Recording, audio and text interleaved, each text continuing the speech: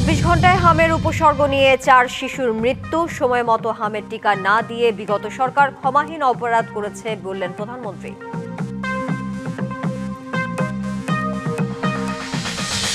জনগণের আস্থা ও নির্বাচনী ইশতেহার বাস্তবায়নে জোর সরকারের, প্রধানমন্ত্রীর প্রেস উইং। স্বৈরাচার হওয়ার চেষ্টায় বিএনপি, অভিযোগ 11 দলীয় ঐক্যের।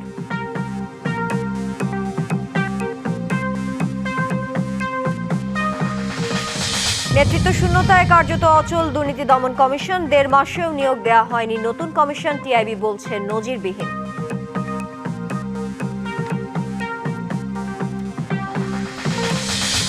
জ্বালানি তেল সংকটে ভোগান্তি দেশ জুড়ে, সরবরাহ ঘাটতিতে বিক্রি বন্ধ বহু পাম্পে।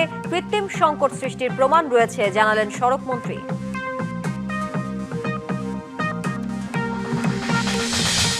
এবং মার্কিন অবরোধের জেরে আবারও হরমুজ বন্ধ করে দিল ইরান। প্রণালী পেরিয়ে যাওয়ার চেষ্টা করা 2 জাহাজে গুলি।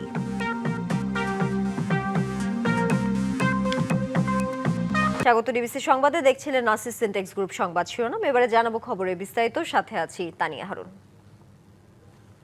দেশের 6 জেলায় বজ্রপাতে একদিনে 12 জনের মৃত্যু হয়েছে, আহত হয়েছে অন্তত 15 জন। শুধু সুনামগঞ্জের 4 উপজেলাতেই মারা গেছেন 5 জন।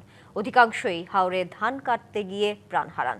এছাড়া ময়মনসিংহ, রংপুর, নেত্রকোনা, হবিগঞ্জ ও কিশোরগঞ্জে বজ্রপাতে নিহত হয়েছেন আরও 7 জন।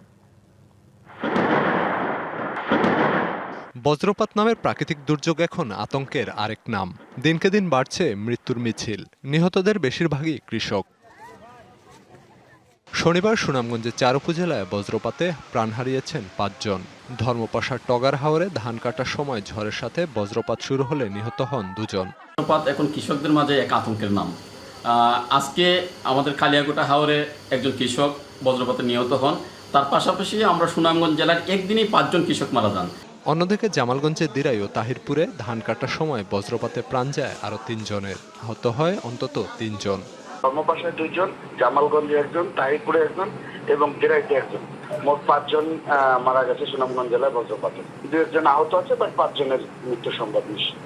ময়মনসিংহে বজ্রপাতে নিহত হয়েছেন 2 জন। মুদি দোকানি গৌরীপুরের রহমত আলী দুপুরে খেতে গেলে বজ্রপাতে মারা যান। আর নামাজ পড়ে বাড়ি ফেরার সময় নিহত হন গফরগাঁওয়ের মমতাজ আলী খান। এদিকে রংপুরের মিঠাপুকুরে বজ্রপাতে 2 ব্যক্তি নিহত হয়েছেন। আহত হয়েছেন শিশুসহ অন্তত 12 জন। সখীপুর গ্রামের একটি মৎস্য খামারে জেলেরা মাছ ধরছিলেন ও কয়েকজন দাঁড়িয়ে তা দেখছিলেন। সে সময় বজ্রপাতে হতাহতের এ ঘটনা ঘটে। হবিগঞ্জের নবীগঞ্জ উপজেলায় জীবিকার তাগিদে হাওরে ধান কাটতে যায় সুনামউদ্দিন। হঠাৎ বৃষ্টির সাথে বজ্রপাতে মৃত্যু হয়। এছাড়া কিশোরগঞ্জ ও নেত্রকোনায় ধান কাটতে গিয়ে প্রাণ হারিয়েছেন আরও 2 জন। Khalid Hasan, DBC news desk. সময় মতো হামের টিকা না দিয়ে অতীতের সরকার ক্ষমাহীন অপরাধ করেছে, এমন মন্তব্য করেছেন প্রধানমন্ত্রী তারেক রহমান। স্বাস্থ্যসেবায় বৈষম্য দূর করতে কাজ চলছে জানিয়ে সরকার প্রধান বলেন, স্বাস্থ্যসেবার সব প্রতিষ্ঠানকে জবাবদিহিতার আওতায় আনা হবে। উপস্থিত সকলের দুপুরে রাজধানীর ওসমানী স্মৃতি মিলনায়তনে স্বাস্থ্য ও পরিবার কল্যাণ মন্ত্রণালয়ের UHFPO সম্মেলন আয়োজনে অংশ নেন প্রধানমন্ত্রী তারেক রহমান। সরকারের পক্ষ থেকে আমি আপনাদের সহযোগিতা চাইছি, আপনাদের সাহায্য চাইছি। হামের সংক্রমণে সন্তান হারানো পরিবারের প্রতি এ সময় সমবেদনা জানান সরকার প্রধান। বলেন, সময়মতো হামের টিকা না দিয়ে অতীতের সরকার ক্ষমাহীন অপরাধ করেছে। যারা তাদের প্রিয় সন্তানদেরকে হারিয়েছেন সেই সকল পিতা মাতা এবং স্বজনদের কাছে আমি ব্যক্তিগতভাবে আন্তরিকভাবে দুঃখ প্রকাশ করছি। সারা দেশে শিশুদেরকে হামের টিকা না দেওয়ার ফলে বিগত ইমিডিয়েট 2টি সরকারের জীবন বিনাশী ব্যর্থতা মনে হয় ক্ষমাহীন অপরাধ। ভবিষ্যতে আর কখনোই যাতে এ ধরনের ঘটনার পুনরাবৃত্তি না হয়, বর্তমান সরকার সারা দেশে জরুরি ভিত্তিতে হামের টিকা দিয়ে তড়িৎ ব্যবস্থা নেওয়ায় আল্লাহর রহমতে পরিস্থিতি অবনতি কিছুটা রোধ করা সম্ভব হয়েছে।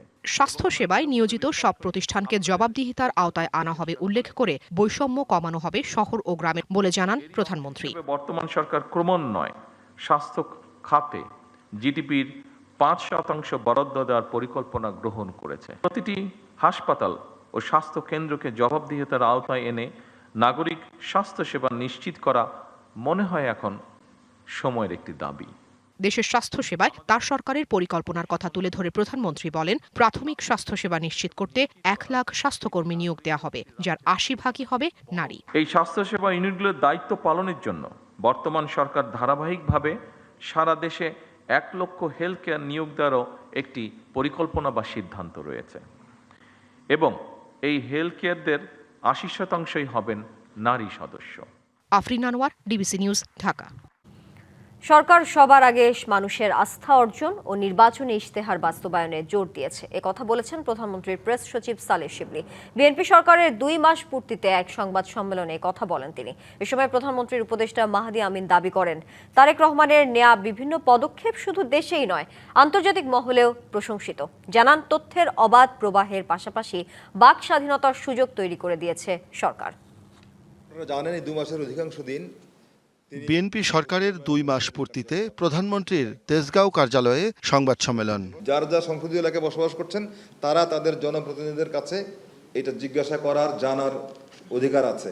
শুরুতেই প্রেস সচিব সালেহ শিবলি বলেন, সরকার সবার আগে গুরুত্ব দিয়েছে জনগণের আস্থা অর্জন এবং নির্বাচনী ইশতেহারের বাস্তবায়নের উপর। প্রধানমন্ত্রী তারেক রহমান ইতিমধ্যেই তথ্য মন্ত্রণালয়কে জেলা তথ্য অফিসগুলোকে আরও কার্যকর করার নির্দেশ দিয়েছেন। কৃত্রিম বুদ্ধিমত্তা বা এআই দিয়েও অনেক মিথ্যাকে সত্যের মতো করে ছড়িয়ে দিয়ে জনগণকে বিভ্রান্ত করার অপচেষ্টা অব্যাহত রয়েছে। আমরা আশা করি জনগণকে তথ্য জানার সুযোগ অবারিত রাখলে জনগণ বিভ্রান্ত হবে না। গত 2 মাসে সরকারের উপরে জনগণের আস্থা ফিরে এসেছে।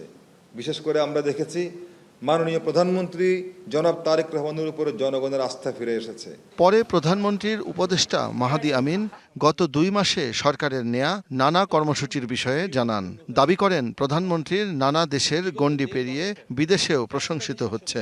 সরকার নির্বাচনের আগে ইশতেহারে প্রদত্ত প্রতিশ্রুতিসমূহ বাস্তবায়নের কাজ শুরু করেছে। প্রতিটি ক্ষেত্রে 180 দিনের যে কর্মপরিকল্পনা গ্রহণ করেছে তা এক অবিস্মরণীয় অর্জন।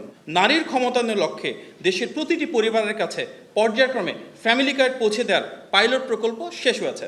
দেশের কৃষানীদের জন্য 10টি সুবিধা ও নগদ অর্থায়ন সম্বলিত কৃষক কার্ড প্রচলন করা হয়েছে।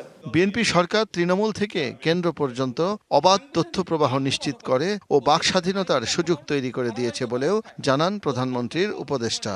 ফ্যাসিবাদের দীর্ঘ সময় এবং গত প্রায় 1.5 বছরের অন্তর্বর্তী সরকারের সময় একটি নির্দিষ্ট গোষ্ঠী পরিকল্পিতভাবে বহুমুখী অপপ্রচারে লিপ্ত থাকলেও সামাজিক যোগাযোগ মাধ্যমে অসংখ্য সচেতন নাগরিক স্বতঃস্ফূর্তভাবে শক্ত অবস্থান নিয়ে এসব মিথ্যাচার ও উদ্দেশ্য প্রণোদিত প্রচারণার বিরুদ্ধে জোরালো প্রতিরোধ গড়ে তুলেছেন। এ সংবাদ সম্মেলনে আরও উপস্থিত ছিলেন প্রধানমন্ত্রীর অতিরিক্ত প্রেস সচিব আতিকুর রহমান রুমন। এবং ভালো ভালো কাজগুলো করার জন্যই দায়িত্ব গ্রহণ করেছেন। শাহ ইমন, ডিবিসি নিউজ, ঢাকা। ব্যাপারটা যখন খাওয়ার, জাস্ট এনজয়। আর সয়াবিন তেলটা নিশ্চিন্তে ছেড়ে দিন আমাদের হাতে। পুষ্টি, ভালো খান, ভালো থাকুন। জ্বালানি সংকট নিয়ে সরকার অসত্য তথ্য দিচ্ছে বলে অভিযোগ করেছেন জামায়াতের আমির ও বিরোধী দলীয় নেতা ডাক্তার শফিকুর রহমান। বলেন, সর্বগ্রাসী ধ্বংসের দিকে এগুচ্ছে দেশ। শনিবার বিকেলে শ্রমিক কল্যাণ ফেডারেশনের সম্মেলনে তিনি একথা বলেন। এর আগে সকালে ফিলিং স্টেশন পরিদর্শন শেষে তিনি বলেন, সরকারের জ্বালানি সংকট নেই বললেও পাম্প কর্তৃপক্ষ বলছে একথা সত্য নয়। রাজধানীর মগবাজারে আলফালাহা মিলনায়তনে শ্রমিক কল্যাণ ফেডারেশনের জেলা ও মহানগরের সভাপতি সাধারণ সম্পাদক সম্মেলনে আয়োজিত অনুষ্ঠানে যোগ দেন জামায়াত ইসলামী আমির ও বিরোধী দলীয় নেতা। সংকটের কবলে বাংলাদেশ। ডাক্তার শফিকুর রহমান বলেন, জ্বালানি নিয়ে জানতে চাইলে সরকারি দল এমনভাবে বিবৃতি দেয় যেন তেল ভাসছে সংসদে। আমাদেরকে এমনভাবে সংসদের ভিতরে বিবৃতি পড়ে শোনানো হয়, মনে হয় যেন এখন তেলের উপর দিয়ে বাংলাদেশ ভাসতেছে, তেলা অবস্থা। এর আগে সকালে রাজধানীর আসাদ গেটের একটি ফিলিং স্টেশনে যান বিরোধী দলীয় নেতা। এ সময় পথে গাড়ির দীর্ঘ লাইন দেখে গ্রাহকদের সাথে কথা বলেন তিনি। পরে জামায়াত আমির অভিযোগ করেন, সরকার জ্বালানি সংকট নেই বললেও পাম্প কর্তৃপক্ষ বলছে এ কথা সত্য নয়। আমরা এখন যেটা পারবো আপনাদের হয়ে এখন কথা বলবো যে আমরা গিয়েছি, হাওয়ায় বসে কথা বলছি না, এসিতে বসে কথা বলছি না। আমরা ওখানে গিয়েছি গরমের মধ্যে, অল্প সময় হলেও আমরা তাদের সাথে থেকেছি, কথা বলেছি, বুঝেছি। জ্বালানি সংকট নিয়ে সরকার অসত্য তথ্য দিচ্ছে বলে অভিযোগ করেছেন জামায়াতের আমির ও বিরোধী দলীয় নেতা ডাক্তার শফিকুর রহমান। বলেন, সর্বগ্রাসী ধ্বংসের দিকে এগুচ্ছে দেশ। শনিবার বিকেলে শ্রমিক কল্যাণ ফেডারেশনের সম্মেলনে তিনি একথা বলেন। এর আগে সকালে ফিলিং স্টেশন পরিদর্শন শেষে তিনি বলেন, সরকারের জ্বালানি সংকট নেই বললেও পাম্প কর্তৃপক্ষ বলছে একথা সত্য নয়। রাজধানীর মগবাজারে আলফালাহা মিলনায়তনে শ্রমিক কল্যাণ ফেডারেশনের জেলা ও মহানগরের সভাপতি সাধারণ সম্পাদক সম্মেলনে আয়োজিত অনুষ্ঠানে যোগ দেন জামায়াত ইসলামী আমির ও বিরোধী দলীয় নেতা। সংকটের কবলে বাংলাদেশ। ডাক্তার শফিকুর রহমান বলেন, জ্বালানি নিয়ে জানতে চাইলে সরকারি দল এমনভাবে বিবৃতি দেয় যেন তেল ভাসছে সংসদে। আমাদেরকে এমনভাবে সংসদের ভিতরে বিবৃতি পড়ে শোনানো হয়, মনে হয় যেন এখন তেলের উপর দিয়ে বাংলাদেশ ভাসতেছে, তেলা অবস্থা। এর আগে সকালে রাজধানীর আসাদ গেটের একটি ফিলিং স্টেশনে যান বিরোধী দলীয় নেতা। এ সময় পথে গাড়ির দীর্ঘ লাইন দেখে গ্রাহকদের সাথে কথা বলেন তিনি। পরে জামায়াত আমির অভিযোগ করেন, সরকার জ্বালানি সংকট নেই বললেও পাম্প কর্তৃপক্ষ বলছে এ কথা সত্য নয়। আমরা এখন যেটা পারবো আপনাদের হয়ে এখন কথা বলবো, যে আমরা গিয়েছি, হাওয়ায় বসে কথা বলছি না, এসিতে বসে কথা বলছি না। আমরা ওখানে গিয়েছি গরমের মধ্যে, অল্প সময় হলেও আমরা তাদের সাথে থেকেছি, কথা বলেছি, বুঝেছি। এছাড়া রাজধানীর শিশু হাসপাতালে হাম সংক্রান্ত রোগীদের খোঁজ খবর নেন ডাক্তার শফিকুর রহমান। পরে তিনি বলেন, বাস্তবে বেশিরভাগ চিকিৎসা কেন্দ্রেই আইসিইউর অস্তিত্ব নেই। বেশিরভাগ ক্ষেত্রে কোনো আইসিইউর অস্তিত্বই নেই। তুষার আহমেদ, ডিবিসি নিউজ, ঢাকা। বর্তমান সরকারও আওয়ামী ফ্যাসিবাদের মতো স্বৈরাচারী হওয়ার চেষ্টা করছে বলে অভিযোগ করেছেন জামায়াতে ইসলামের নায়েবে আমির এটিএম আজহারুল ইসলাম। রাজধানীতে বিক্ষোভ সমাবেশে তিনি আরও বলেন, 70% মানুষের রায়কে অস্বীকার করার সুযোগ নেই। গণভোটের রায় মেনে সরকারকে অবিলম্বে জুলাই সনদ বাস্তবায়নের ঘোষণা দিতে হবে। সরকারের আচরণ মোটেও নির্বাচিত সরকারের মতো নয় বলেও অভিযোগ করেন 11 দলীয় ঐক্যের নেতারা। দুপুর গড়িয়ে বিকেল হতে জামায়াত ইসলামী সহ 11 দলের নেতাকর্মীরা জড়ো হতে থাকেন বিজয়নগর পানির ট্যাঙ্ক মোড়ে। ট্রাকের উপর নির্মিত অস্থায়ী মঞ্চ থেকে নেতারা গণভোটের রায় বাস্তবায়ন, জ্বালানি সংকট নিরসন, দ্রব্যমূল্যের নিয়ন্ত্রণ সহ জনদুর্ভোগ লাঘবের দাবি জানান। বলেন, নতুন সরকারের আচরণ দেখে ফ্যাসিবাদের পতন হয়েছে বলে মনে হয় না। গণভোটের জনরায়ের আলোকে ওই জুলাই সনদ এই বিএনপি সরকার বাস্তবায়ন করবে না। বাংলাদেশের ভবিষ্যৎ যাবে উসমান আদির পথে, আমাদের 71-এর শহীদদের পথে, 24-এর গণ অভ্যুত্থানের শহীদদের পথে। সরকারের আচরণ দেখে মনে হয় না শেখ হাসিনা ভারত পালিয়ে গেছে, ফ্যাসিবাদের পতন হয়েছে, নতুন সরকার গঠিত হয়েছে, এটা মনে হয় না। জামায়াত ইসলামীর নায়েবে আমির এটিএম আজহারুল ইসলাম বলেন, গণভোটের রায় মেনে সরকারকে অবিলম্বে সংসদে জুলাই সনদ বাস্তবায়নের ঘোষণা দিতে হবে। বলেন, 70% মানুষের রায়কে অস্বীকার করার সুযোগ নেই। আমরা গণরায় বাস্তবায়ন করার জন্য সংবিধান সংস্কার করব, তার জন্য পদক্ষেপ গ্রহণ করবেন। আমরা সংসদে যারাই আছে আপনাকে সহযোগিতা করব। আর যদি না করেন, আগামী দিনে আন্দোলনের জন্য মোকাবেলা প্রস্তুত হন। জনগণের পরিবর্তনের ভাষা না বুঝলে এই সরকারের পরিস্থিতি আওয়ামী লীগের চেয়েও খারাপ হবে বলে মন্তব্য করেন এটিএম আজহারুল ইসলাম। সামনের যে আন্দোলন হবে, আপনাদের পরিণতি আওয়ামী লীগের চেয়েও খারাপ হবে। পরে গণমিছিল কাকরাইল সহ নগরীর গুরুত্বপূর্ণ সড়কসমূহ প্রদক্ষিণ করেন। এ সময় 11 দলের শীর্ষ নেতারা মিছিলের নেতৃত্ব দেন। Hasan Al Mamun, DBC news, Dhaka. গত 1.5 মাসে দুর্নীতির একটি মামলাও হয়নি, নেই কোনো অভিযোগপত্র। এমনকি প্রতিদিন দুর্নীতির যে অসংখ্য অভিযোগ আসছে তার কোনোটিরই অনুসন্ধানের সিদ্ধান্ত হয়নি। নেতৃত্ব শূন্যতায় কার্যত অচল হয়ে পড়েছে দুদক। সংস্থাটির আইন অনুযায়ী চেয়ারম্যান কমিশনাররাই শুধু সিদ্ধান্ত দিতে পারেন। কিন্তু গত 3রা মার্চ মোমেন কমিশনের একযোগে পদত্যাগের পর কাউকে নিয়োগ না দেয়ায় অচলাবস্থা তৈরি হয়েছে। রাষ্ট্রের একমাত্র দুর্নীতি দমনকারী প্রতিষ্ঠান 1.5 মাস ধরে অচল থাকাকে নজিরবিহীন মনে করছে টিআইবি। প্রতিদিন অসংখ্য অভিযোগ জমা হয় দুর্নীতি দমন কমিশনে, কিন্তু গত 1.5 মাসে একটি অভিযোগের বিষয়েও অনুসন্ধানের নতুন কোনো সিদ্ধান্ত হয়নি এবং কি নতুন কোনো মামলারও অনুমোদন হয়নি। এর কারণ দুদক এখন কার্যত কমিশন শূন্য।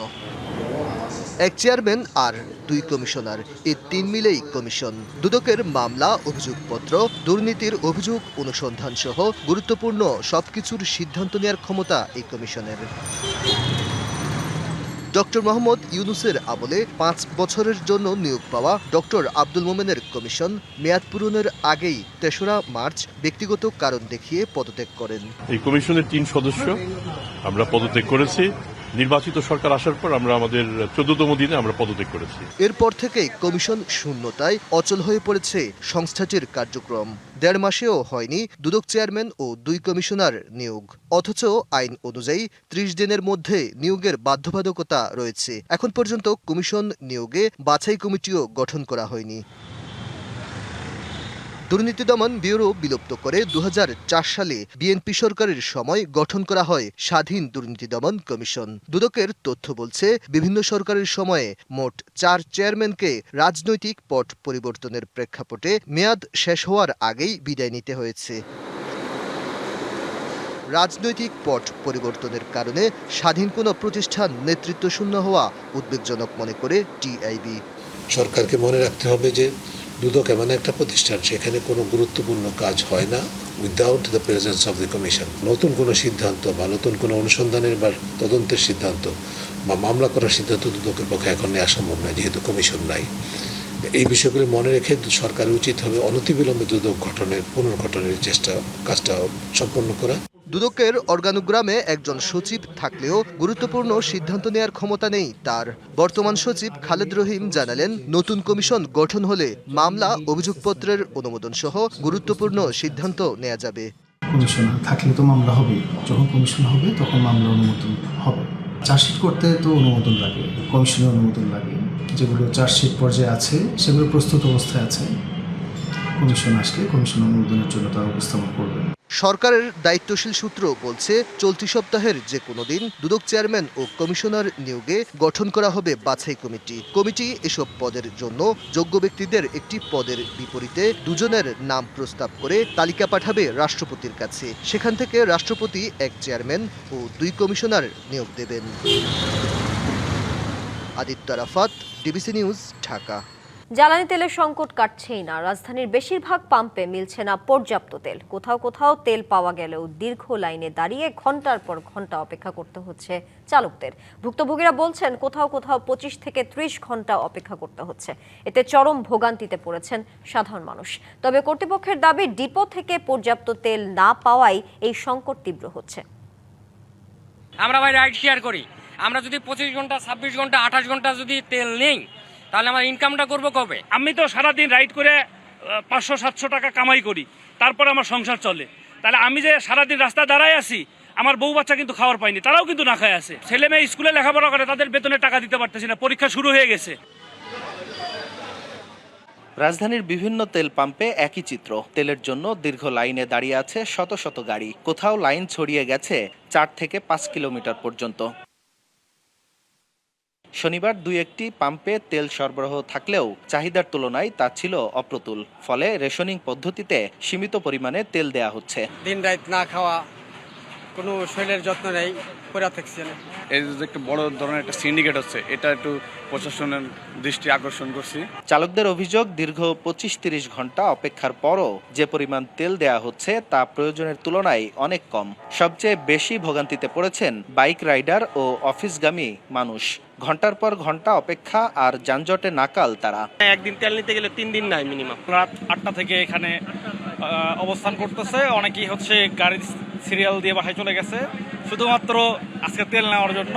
আমি যখন আজকে 3 দিন ফ্যাক্টরি যেতে পারি না, বাধ্য হয়ে আজকে আমি নিজেই আমার ড্রাইভার তেল নিতে পারে নাই। তবে তেলের এই সংকট কৃত্রিম বলে দাবি পাম্প কর্তৃপক্ষের। তারা বলছেন, সরকারি সব নির্দেশনা মেনেই তেল দেয়া হচ্ছে। অরিজিনালি ভাবে তেলের মনে অত সংকট আমার বাংলাদেশে নাই। একবার নিয়ে গেছে, পরে আবার আসে তেল নিতে। অতিরিক্ত চাহিদার কারণে কিন্তু এই ক্রাইসিসটা সৃষ্টি। জ্বালানি তেলের এই সংকট শুধু পাম্পেই সীমাবদ্ধ নেই, এর প্রভাব পড়েছে পুরো নগর জীবনে। দীর্ঘ লাইনে অপেক্ষা, সীমিত সরবরাহ আর সড়কে বাড়তি যানজট সব মিলিয়ে চরম দুর্ভোগে পড়েছেন সাধারণ মানুষ। দ্রুত এই সংকট নিরসনে কার্যকর পদক্ষেপ নেয়ার দাবি জানিয়েছেন ভুক্তভোগীরা। আঞ্জাম খালেক, ডিবিসি নিউজ, ঢাকা। জ্বালানি তেল মজুত করে কৃত্রিম সংকট সৃষ্টির প্রমাণ রয়েছে, এমন মন্তব্য করেছেন সড়ক পরিবহন ও সেতুমন্ত্রী শেখ রবিউল আলম। সকালে চট্টগ্রাম ন্যাশনাল মেরিটাইম ইনস্টিটিউটে 28তম ব্যাচের প্রশিক্ষণ সমাপনী কুচকাওয়াজ শেষে তিনি কথা বলেন। কৃত্রিম একটা সংকট তৈরি করার অপচেষ্টা আছে বিধায় আমাদের কাছে প্রমাণিত হয়েছে, এবং আপনারা দেখবেন যে অনেক জ্বালানি বিভিন্ন জায়গা থেকে উদ্ধারও করা হয়েছে, সেটা মজুত থাকার কথা ছিল না, এবং সেটা দেখবেন যে লাখ লাখ লিটারও হবে। জ্বালানি মন্ত্রণালয় এই ব্যাপারে তো প্রয়োজনীয় পদক্ষেপ নিচ্ছে, একটা আন্তর্জাতিক সংকট চলছে, চ্যালেঞ্জও চলছে, ডেফিনেটলি আমাদের সরকার সেটাকে ভালোভাবেই মোকাবেলা করছে।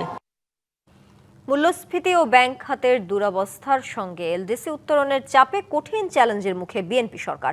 মধ্যপ্রাচ্যের যুদ্ধ না থামলে রপ্তানি আয় আরও কমে যাওয়ার আশঙ্কায় কারখানা বন্ধ করে দেওয়ার চিন্তা করছেন অনেক উদ্যোক্তা। দুপুরে ইআরএফ আয়োজিত আলোচনা সভায় এমন কথা জানান বক্তারা। প্রধানমন্ত্রীর উপদেষ্টা রাশেদ আল মাহমুদ তিতুমির জানান, দেশের চলমান সংকটকে চ্যালেঞ্জ হিসেবে নিয়ে সমাধানের পথে হাঁটছে সরকার। অর্থনৈতিক স্থিতিশীলতা এবং আর্থিক সক্ষমতা বৃদ্ধিতে বিএনপি সরকারের 180 দিনের পরিকল্পনা জানতে অর্থনীতি বিষয়ক সাংবাদিকদের সংগঠন ইআরএফ এর এই আলোচনা সভা। সভায় পোশাক শিল্প মালিকদের সংগঠন বিজিএমইএ এবং বিকেএমইএ এর 2 সভাপতি জানান, অভ্যন্তরীণ এবং আন্তর্জাতিক চাপে বিপর্যস্ত রপ্তানি খাত উত্তরণে সরকারকে নিতে হবে দীর্ঘমেয়াদী নীতি। আজকে বিদ্যুৎ উৎপাদনে সংকট রয়েছে, জ্বালানি সংকট রয়েছে, তো আমরা যদি বিকল্প সোলারে যেতে পারি তাহলে কিন্তু এই সংকটগুলি অনেকটাই সমাধান হয়ে আসে। আর সিপিডির সম্মাননীয় ফেলো ডক্টর মুস্তাফিজুর রহমানের মতে, ভালো অর্থনীতি মানেই ভালো রাজনীতি। অতীত থেকে শিক্ষা নিয়ে আগামী $1 ট্রিলিয়ন অর্থনীতি অন্তর্ভুক্তিমূলক হতে হবে। প্রবৃদ্ধি আমার তাহলে সেখানে 8% কাছাকাছি আমার নিয়ে যেতে হবে, সেটা আমার প্রয়োজন, কিন্তু সেই $1 ট্রিলিয়ন কি একটা অন্তর্ভুক্তিমূলক অর্থনীতি হবে কিনা, এই প্রশ্নটা তো করতে হবে আমাদের, তাই না? পতিত স্বৈরাচার সরকারের স্টাইলে দেশ আর চলবে না জানিয়ে প্রধানমন্ত্রীর উপদেষ্টা ডক্টর রাশেদ আল মাহমুদ তিতুমির জানান, দেশে চলমান সংকটকে চ্যালেঞ্জ হিসেবে নিয়ে সমাধানের পথেই হাঁটছে সরকার। এই রাজনৈতিক দলের প্রতিবারই যখন সরকার এসেছে তখন সংকটের সম্মুখীন হতে হয়েছে, কিন্তু প্রতিটি সংকটকেই সমাধানের দিকে গেছে এবং উত্তরণ তো ঘটেছে, অগ্রগতিও সম্ভব হয়েছে। জ্বালানি তেলের দাম না বাড়ানোর ব্যাপারে তিনি জানান, বাস্তবতার আলোকেই এমন সিদ্ধান্ত নেওয়া হয়েছে। Rifat Tasnova, DBC news, Dhaka. কিশোরগঞ্জের পাকুন্দিয়ায় ফুটবল খেলাকে কেন্দ্র করে 2 গ্রামের মধ্যে টানা 2 দিন ব্যাপী সংঘর্ষ হয়েছে। এতে থানার ওসি সহ অন্তত 20 জন আহত হয়েছেন। পুলিশ ও স্থানীয়রা জানায়, শুক্রবার বিকেলে পাকুন্দিয়া পৌর সদরের টান লক্ষিয়া ও হাপানিয়া গ্রামের মধ্যে লক্ষিয়া উচ্চ বিদ্যালয় মাঠে ফুটবল খেলার আয়োজন করা হয়। 2 পক্ষের খেলোয়াড় ও সমর্থকদের মধ্যে প্রথমে বাকবিতণ্ডা হয়, এক পর্যায়ে তার সহিংসতায় রূপ নেয়। সংঘর্ষ চলে রাত পর্যন্ত, এতে বেশ কয়েকজন আহত হন। আজ দুপুর থেকে আবারও সংঘর্ষ শুরু হয়ে চলে বিকাল পর্যন্ত। সংঘর্ষে উভয় পক্ষ ইটপাটকেল নিক্ষেপ ও লাঠিসোঁটা নিয়ে একে অপরের উপর হামলা চালায় এবং বেশ কয়েকটি বাড়িঘর ভাঙচুর করা হয়। পরিস্থিতি নিয়ন্ত্রণে আনতে গেলে পুলিশের সঙ্গেও ধাওয়া পাল্টা ধাওয়ার ঘটনা ঘটে। এ সময় থানার ভারপ্রাপ্ত কর্মকর্তা সহ উভয় পক্ষের অন্তত 20 জন আহত হন। আগামী 2রা জুলাই থেকে শুরু হচ্ছে 2026 সালের এইচএসসি ও সমমানের পরীক্ষা। শনিবার সচিবালয়ে বিভিন্ন শিক্ষা বোর্ড, অভিভাবক এবং অন্যান্যদের সাথে অনলাইন বৈঠকে এই সিদ্ধান্ত নেওয়া হয়। এবারই প্রথম দেশের 9টি সাধারণ শিক্ষা বোর্ড সহ মোট 11টি বোর্ডে অভিন্ন প্রশ্নপত্রে পরীক্ষা অনুষ্ঠিত হবে। এর আগে মাদ্রাসা ও কারিগরি শিক্ষা বোর্ডে অভিন্ন প্রশ্নপত্র থাকলেও সাধারণ বোর্ডগুলোতে আলাদা আলাদা প্রশ্নে পরীক্ষা হতো। বাংলাদেশে প্রতি বছর 12 থেকে 13 লাখের মতো পরীক্ষার্থী এইচএসসি পরীক্ষায় অংশ নেয়। এর আগে চলতি বছরের এইচএসসি ও সমমানের পরীক্ষা 7 জুন থেকে শুরু করার প্রাথমিক সিদ্ধান্ত নিয়েছিল আন্তঃশিক্ষা সমন্বয় board. Real estate and housing association of Bangladesh রিহ্যাবের পরিচালনা পর্ষদের নির্বাচনের ভোট গ্রহণ শেষ হয়েছে। এখন চলছে ভোট গণনার কাজ। এর আগে সকালে রাজধানীর ইন্টারকন্টিনেন্টাল হোটেলে 10:30টায় শুরু হয়ে বিকাল 4টা পর্যন্ত চলে ভোট গ্রহণ। এবারের নির্বাচনে 29টি পদের বিপরীতে প্রতিদ্বন্দ্বিতা করছেন 77 জন, যা সংগঠনটির ইতিহাসে অন্যতম প্রতিদ্বন্দ্বিতাপূর্ণ নির্বাচন হিসেবে বিবেচিত হচ্ছে। এবার মোট ভোটার 673 জন, এর মধ্যে ঢাকার 613 এবং চট্টগ্রামের 61 জন। প্রথমবারের মতো সভাপতি, 6 সহসভাপতি এবং 19 পরিচালক পদে সরাসরি নির্বাচন হচ্ছে। আবারও টালমাটাল মধ্যপ্রাচ্য। মার্কিন নৌ অবরোধের জেরে হরমুজ প্রণালী বন্ধ ঘোষণা করেছে ইরান, অথচ একদিন আগেই এটি খুলে দিয়েছিল তেহরান। এদিকে ইরান সমৃদ্ধ ইউরেনিয়াম যুক্তরাষ্ট্রের কাছে হস্তান্তর করতে রাজি হয়েছে বলে যে দাবি ট্রাম্প করেছিলেন তা পুরোপুরি নাকচ করে দিয়েছে তেহরান। এদিকে হরমুজ প্রণালী পেরিয়ে যাওয়ার চেষ্টা করা 2টি তেলবাহী জাহাজে গুলি করা হয়েছে বলে জানাচ্ছে আন্তর্জাতিক গণমাধ্যম। মাত্র কয়েক ঘন্টার ব্যবধান, আর তাতেই পাল্টে গেল পুরো দৃশ্যপট। শুক্রবার ইরানের পররাষ্ট্রমন্ত্রী আব্বাস আরাকচি জানিয়েছিলেন, লেবাননে যুদ্ধবিরতি চলাকালীন বাণিজ্যিক জাহাজের জন্য হরমুজ প্রণালী পুরোপুরি খোলা থাকবে। কিন্তু মার্কিন প্রেসিডেন্ট ডোনাল্ড ট্রাম্প ইরানের বন্দরগুলোর ওপর নৌ অবরোধ চালিয়ে যাওয়ার ঘোষণা দেওয়ার পরই ক্ষুব্ধ প্রতিক্রিয়া জানায় তেহরান। ইরানের রাষ্ট্রীয় গণমাধ্যম জানিয়েছে, মার্কিন অবরোধের কড়া জবাব দিতেই সামরিক বাহিনী হরমুজ প্রণালী আবারও বন্ধ করে দিয়েছে।